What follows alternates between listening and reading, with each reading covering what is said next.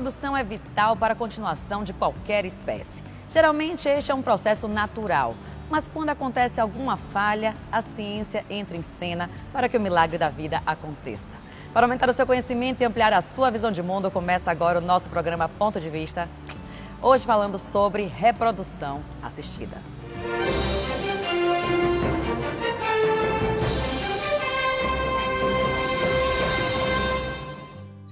Se a vontade de ser mãe ou pai bateu em você e a adoção não é a sua primeira opção, talvez a reprodução assistida seja a solução.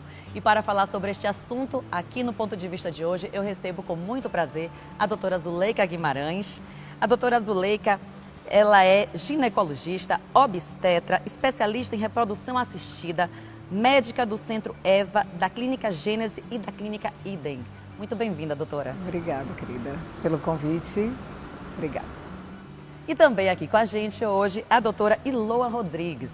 Ela é médica pós-graduada em endocrinologia pela IBCMed. IBCMed, falei correto? Pois bem. E nutrologia pela Faculdade de Ciências Médicas da Santa Casa de São Paulo. Bem-vinda, doutora. Obrigada. Muita gente deve estar ligada nesse programa de hoje, que muitas mulheres, assim como eu já tenho um filho com 9 anos de idade hoje, um beijo.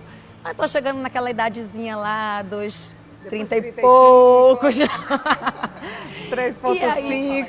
Pois é, e aí fica naquela dúvida, e aí, tentar ou não tentar logo um filho? Quais são as complicações e tal? Preste atenção nesse dado, ó. Segundo a Organização Mundial de Saúde, OMS, considera infértil um casal que mantém relações sexuais sem métodos contraceptivos durante 12 meses sem engravidar. De acordo com a entidade, a infertilidade afeta de 50 a 80 milhões de pessoas em todo o mundo. E no Brasil, cerca de 8 milhões de pessoas podem ser inférteis. Dentre outros fatores, a idade, como eu estava conversando agora há pouco, é determinante tanto para as mulheres quanto para os homens. Por quê, doutora? É porque, na verdade, com a idade, a mulher ela vai perdendo os óvulos. A mulher, quando ela nasce com determinada quantidade de óvulos. Depois, quando ela menstrua, ela vai perdendo. Cada menstruação, independente dela usar anticoncepcional contínuo ou não, se ela menstrua ou não, ela vai perder. Inevitavelmente, os óvulos vão se perdendo. E quando ela entra na menopausa, que é a última menstruação, não existe mais óvulos. Mas até ela entrar na menopausa, que é em torno de mulheres 45 a 50, ela já começa a regredir muito a quantidade. De 35 anos até os 40 existe uma queda e dos 40 em diante a queda é muito acentuada. Então a fertilidade diminui drasticamente depois dos 40. Dos 35 aos 40 ela vai diminuindo. Algumas pacientes têm mais, e isso é importante saber da mãe sempre. Quantos anos a mãe entrou na menopausa? Se a mãe já entrou com 40, ela pode também ter uma menopausa precoce. Então o fator genético também Influencia.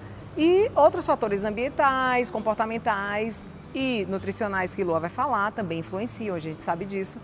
E você vê, a mulher antigamente, minha avó, ela teve 16 filhos, né? Nunca usou anticoncepcional, então ela começou a menstruar, começou a ter filho e foi até a menopausa. O último, ela ainda conseguiu engravidar aos 50, nasceu e morreu, porque provavelmente, né, não tinha má formação, morreu.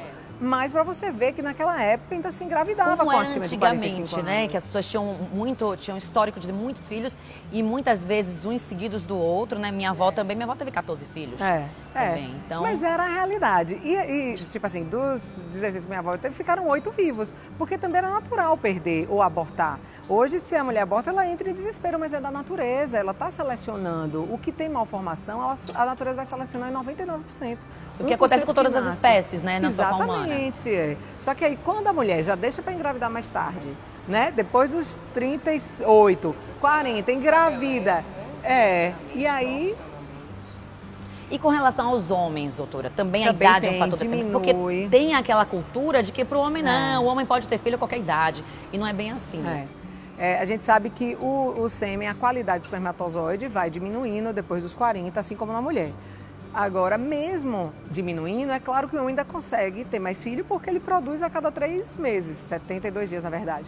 E a mulher não, ela produziu enquanto ela foi gerada e ela já nasceu com isso e vai perdendo. O homem não, ele vai renovando. Mas também existe. É claro que para a mulher depois dos 40 é muito mais drástico a perda da fertilidade. Mas o homem também diminui, inclusive aumenta a chance de ter malformações, de ter autismo. Que a qualidade também daquele... Que a qualidade da célula vai muda. diminuindo. Perfeito. Olha outro dado, gente.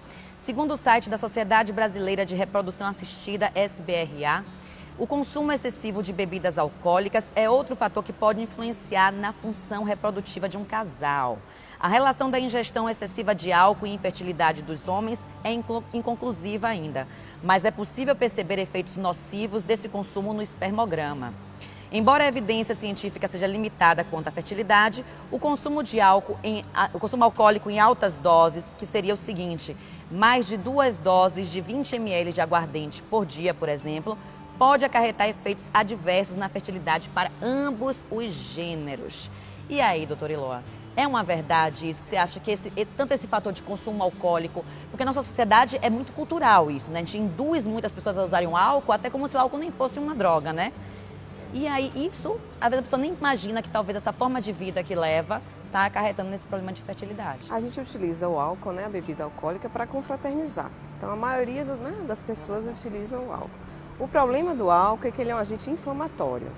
Então, quando a gente consome em excesso, a maior parte das vezes em excesso, como você acabou de salientar, isso gera no organismo uma resposta inflamatória. A gente sabe que toda resposta inflamatória gera em todo o organismo uma resposta, que na maior parte das vezes ela é negativa. Então, por exemplo, se você ingeriu muito álcool a vida inteira, se você teve excesso de peso a vida inteira, se você fumou também, tudo isso vai se somando, são fatores inflamatórios que atrapalham a fertilidade de modo geral. Então não adianta você pensar que só a ingestão de álcool sozinha é responsável. Não é isolar, não perfeito. Não é. É uma reunião de É fatores. mais fácil dos fatores de você isolar em estudo científico e tal, mas assim, se você for colocar tudo junto, é uma série de coisas, não é só o álcool. Não é só o álcool. E outra coisa que eu queria que você falasse em relação à obesidade. Hoje em dia, as pessoas, né, são mais obesas que antigamente, né? Você vê... A qualidade da alimentação está muito ruim. O excesso de peso hoje está ligado. A necessidade do fast food, né? Porque a vida é muito corrida e a gente não atenta à alimentação correta. Nem o mastiga excesso direito, de né? peso está ligado a quase todas as doenças inflamatórias crônicas. Hipertensão, diabetes, câncer, isso já está estabelecido. E infertilidade. Então, se a pessoa, além de tudo isso, ingere álcool, não faz atividade física, você vai falar, eu acho, e está em excesso de peso, ela já tem o sistema todo inflamado, que não é propício à fertilidade. Ou seja, ainda que pule etapas para chegar no tratamento que a gente já vai falar, não tem que resolver algo antes aí, para poder a coisa dar certo. Doutora, durante muito tempo achou-se que a culpa da infertilidade era só da mulher. Já estamos observando que não é bem assim, né? Então, o casal que tentou durante 1 ano engravidar de forma natural e não conseguiu, qual é o próximo passo? Se em 1 ano viu que a infertilidade, isso até os 35, depois de 35 é 6 meses. A OMS, ela faz como um todo, mas depois de 35, como a fertilidade baixa, se ela em 6 meses não conseguir, ela já tem que procurar um especialista para saber de onde está vindo a causa, né? E aí, o que é que vai... Os 2 exames básicos, né? Sempre a mulher tem que fazer uns exames hormonais, ver se ela ovula. Se ela menstrua, é provável que ela ovula, mas às vezes tem outros fatores, como as trompas, se são pérvias ou não, né? Tem que fazer essa avaliação hormonal e ver a permeabilidade tubária, ver o útero, se tem alguma malformação, se tem mioma, endometriose, que hoje é a doença da vez, justamente por todos esses fatores inflamatórios, então a gente sabe disso. E o homem, o exame simples, super fácil, barato, e um exame a gente já tem noção se o homem é fértil ou não, com o espermograma. E geralmente é o último exame a ser feito, porque ele não... Ele vai... Por que o homem tem essa relutância em fazer esse exame? Acho que é cultural, tipo assim, ele acha que o problema não é dele, porque ele ainda vive no tempo, porque hoje em dia 30% das causas de infertilidade é feminina, só, isolada, 30% isolada masculina, então é igual, e 30% são os dois, às vezes é uma subfertilidade de um com a subfertilidade do outro. E 10% é isso, que é não determinada. Então ele tem o percentual semelhante com o da mulher, mas ele nunca acha que é. Então, se ele não tem problema de ereção, ele acha que não vai ter problema nenhum, ejaculou normal, aí ele acha. Só que aí, às vezes, está mais gordinho, né? A gente sabe que muitos pacientes que fazem obesidade, que são obesos, depois da bariátrica, é que vão melhorar o sêmen. Olha só. Né? Como mulher também, então, às vezes. Homens, parem com essa bestagem, minha gente. Vai fazer logo esse exame, vai logo, já pede logo do início. Fácil, Simples. E não precisa falar pra ninguém. Se o motivo é vergonha, não fale. Exatamente. E, na verdade, que eu sempre falo com os casais, né? O problema da infertilidade não é de um só. Mesmo que o problema, a causa esteja em um, O problema de fertilidade é do casal.